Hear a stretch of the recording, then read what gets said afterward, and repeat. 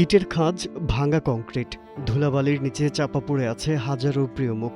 স্বজনদের শেষবারের মতো একটু ছুঁয়ে দেখা, অন্তত সঠিকভাবে দাফন করার আকুতি নিয়ে প্রতিদিন এখানে ছুটে আসেন গাজাবাসী। কিন্তু সেই স্বপ্ন পূরণের পথে বাধা একটাই, ভারী যন্ত্রপাতির চরম অভাব। পুরো গাজা শহরে ধ্বংসস্তূপ সরানোর কাজে নিয়োজিত আছে মোটে একটি মাত্র এক্সকাভেটর। গাজা সিটির সাবরা এলাকায় অবস্থা সবচেয়ে শোচনীয়।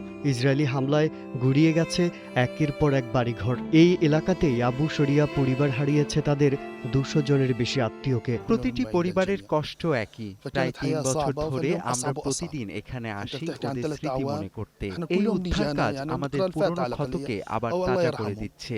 এমনকি কিছু হাড়গোড় উদ্ধার করা হলেও আমরা নিশ্চিত হতে পারি না যে এগুলো কার দেহাবশেষ। গাজার সিভিল ডিফেন্সের জন্য এই কাজটা প্রায় অসম্ভব এক লড়াই। প্রতিটি ধসে পড়া ভবনের নিচেই কোনো না কোনো লাশ চাপা পড়ে আছে, অথচ এই সুবিশাল ধ্বংসস্তূপ সরানোর মতো কোনো আধুনিক সরঞ্জাম বা ভারী যন্ত্রপাতি গাজায় নেই। পদ্মা সেতু, মেট্রো রেল এবং এলিভেটেড এক্সপ্রেসওয়ে নির্মাণের গর্বিত অংশীদার বসুন্ধরা সিমেন্ট। প্রতিটি ভবনের নিচেই চাপা পড়ে আছে লাশ। ভারী যন্ত্রপাতি দরকার, যা দুর্ভাগ্যবশত একেবারেই নেই। এই একটি এক্সকাভেটর দিয়ে ভুক্তভোগীদের উদ্ধার এবং ধ্বংসস্তূপ সরানোর লড়াই চালিয়ে যাচ্ছি।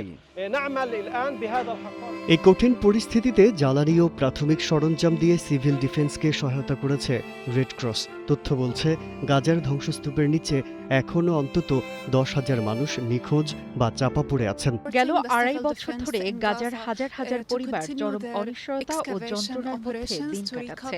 শুধু প্রিয়জনকে উদ্ধার, তাদের জন্য শোক প্রকাশ এবং শ্রদ্ধার সাথে দাফন করার অপেক্ষায়। জাতিসংঘের তথ্য মতে যুদ্ধ ও হামলায় গাজায় 90%-রও বেশি বাড়িঘর ধ্বংস বা ক্ষতিগ্রস্ত হয়েছে, আর নিহতের সংখ্যা ইতোমধ্যে 73,000 ছাড়িয়ে গেছে। International desk, Kaler Kantho.